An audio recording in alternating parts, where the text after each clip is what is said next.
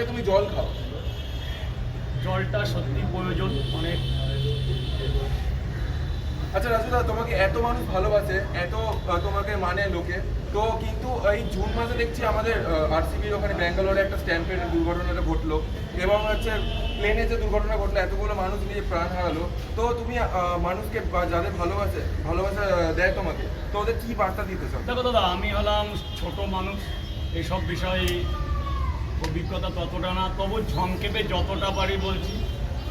ঘটনাটা একটা মর্মান্তিক ঘটনা বললেই চলে। আমাদের এয়ার ইন্ডিয়া কিন্তু একটা বড় সংস্থা। এখন দেখো দাদা, যান্ত্রিক ত্রুটির জন্য কিছু হয়ে গেলে তো কিছু করার নেই, তবে প্রত্যেকটা মানুষকে সমবেদনা, মানে এইরকমভাবে নিষ্ক্রিয়ভাবে মানুষ আমাদের এই পৃথিবী ছেড়ে চলে গেছে এর ভাষার বাইরে। তার জন্যে আমি আমার নিজের মন থেকে আন্তরিকতা এবং শোক প্রকাশ করছি, এবং কোনো সংস্থাকে দায় দিয়ে লাভ নেই। একটা এত বড় সংস্থা যখন তারা উড়ানটাকে তৈরি করে, তখন নিশ্চয়ই পরীক্ষা নিরীক্ষা করেই তারা তৈরি করে যে এতগুলো 242 জনের মধ্যে কিন্তু একজন বেঁচেও গেছে, কপাল ভরা। কিন্তু এত বড় যে একটা দুর্ঘটনা ঘটে গেছে, এটা সীমাহীন কিংবা কল্পনার বাইরে না। প্লেনটা উড়ানটা যাচ্ছিল আহমেদাবাদ থেকে লন্ডনের উদ্দেশ্যে, যেহেতু এটা কিন্তু ইন্টারন্যাশনাল ফ্লাইট ছিল। যদি ন্যাশনাল আমাদের এইখানকার ফ্লাইট হতো, জানি না যে আমার বাংলার কত মা বউ, মা ভাই বোন চলে যেত। অতএব ফ্লাইটটা ইন্টারন্যাশনাল ছিল বলেও অনেকে চলে গেছে। তাদের বিদেহী আত্মার জন্য আমি 1 সেকেন্ডের নীরবতা পালন করলাম। যেহেতু অতএব দৃষ্টিভঙ্গি মানে আর বলার কোনো ভাষা নেই। তাদের পরিবারকে সমবেদনা এবং যতটা আমার আছে, কিন্তু সংস্থাকে দায়ী দিয়ে কোনো লাভ নেই। এবং যে সংস্থা এয়ার ইন্ডিয়া, এটা পরিচালিত টাটার কর্ণধার কিন্তু তাদের অনেক ফেসিলিটি দিয়েছে, এবং তারা স্বীকার করেছে যে এটা যান্ত্রিক ত্রুটির জন্য হয়ে গেছে, এবং তাদের আর্থিক ক্ষতিপূরণও দেওয়া হয়েছে। কিন্তু ক্ষতিপূরণ তো বড় কথা না। আমি যদি আজকে পৃথিবী থেকেই চলে যাই, আমার মা বোন যদি 1 কোটি টাকা পায়, সে টাকার কি আছে? কিন্তু এখন হয়ে গেছে একটা দুর্ঘটনা, কিছু তো করার নেই। অতএব অনেক যেমন একটা আকাঙ্ক্ষিত বাবা, আজকের পেপারে দেখছিলাম একটা বাবা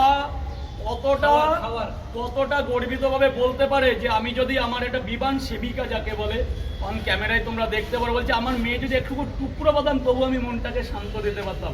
তার মানে ওই মেয়েটার বাবার কোন জায়গাটা জ্বলছে। সন্তান, একটা সন্তানের জন্য একটা মা, একটা বাবা কঠোর তপস্যা করে একটা সন্তান তৈরি করে, এবং সে সেই জায়গার সে যোগ্যতা তৈরি করেছিল বলে একটা ইন্টারন্যাশনাল ফ্লাইটের সেবিকা হয়েছে। একটা প্লেন সেবিকা হতে গেলেও তার অনেক পরীক্ষা দিতে হয় এবং অনেক কিছু করতে হয়। অনেকেই জানো তোমরা, কারণ আজকাল ফ্লাইট কোনো ব্যাপার না।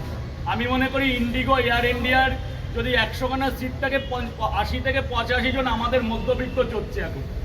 বর্তমান ব্যাঙ্গালোরের যে কটা ফ্লাইট আছে সব আমাদের মতো নিম্ন মধ্যবিত্ত ডক্টর দেখাতে যাচ্ছে।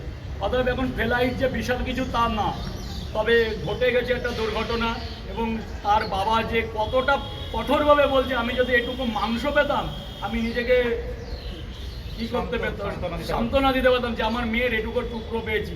তো ঈশ্বরকে ডাকি যে প্রত্যেকটা মানে মুখ কিছু নেই, তাদের কিছু নেই, নারী বুড়িটুকুও নেই যে আমি ধরো যে আমার পরিবারে কেউ যাচ্ছিল লন্ডনের উদ্দেশ্যে, যে আমি শুধু মুখে শুনেছি যে ফ্লাইটটা ক্র্যাশ হয়েছে, কিচ্ছু নেই। আরে তারপরের কথা, কিছু ছাত্র, যেটা প্লেনটা ক্র্যাশ হয়েছে কিন্তু ওই একটা ক্যান্টিনে, তখন তারা মেডিকেল ক্যান্টিনে তখন তারা আহার করতে বসেছিল, মানে খেতে বসেছিল। মানে খাবার সময় একটা দুর্ঘটনা ঘটে অনেক আমাদের ছাত্রবাসীরা চলে গেছে, যারা ভবিষ্যতে নেক্সট কান্ডারি ছিল আমাদের ওয়েস্ট বেঙ্গলের কিংবা ভারতবর্ষে। এইখানে তো অনেক জায়গারই লোক ছিল, আহমেদাবাদের বড় ইনস্টিটিউট, সেখানে প্লেনটা যেহেতু দেওয়াল ভেঙে ঢুকে গেছে, আমরা অনেকেই দেখেছি।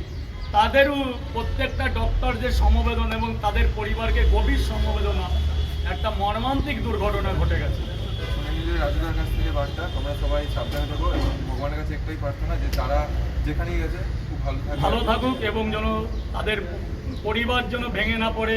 আমরাও জানি যে একটা সন্তান আজকে যদি আমি আমাদের উপরে আমার বাবা মা গুরুজন তারা যদি চলে যায় আমরা সামাল দিতে পারি, কিন্তু আজকে যদি আমাদের বয়সের কিছু হয়ে যায়, সেই মা বাবাটা জানে যে কতটা তীব্র যন্ত্রণা। ওকে, ঠিক আছে, প্রেস কনফারেন্স খতম, যাও।